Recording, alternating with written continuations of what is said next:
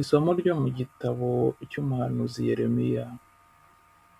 Ngaya amagambo ya Yeremiya mwene Hilikiyahu, wari umwe mu baherezabitambo babaga i Anatoti mu ntara ya Benyamini.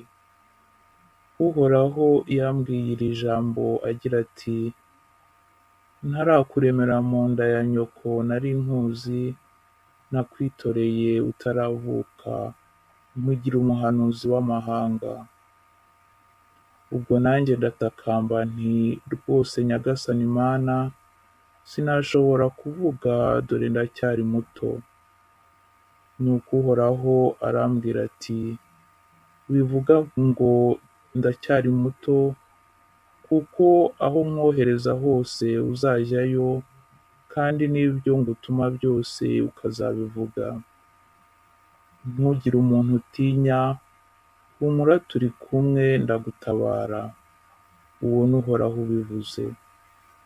Uhoraho anyegereza ikiganza, ankora ku munwa maze arambwira ati: dore nshyize amagambo yanjye mu kanwa kawe.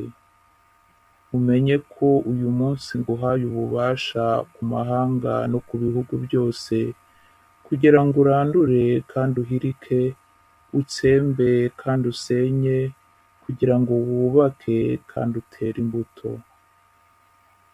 Iryo ni ijambo ry'Imana.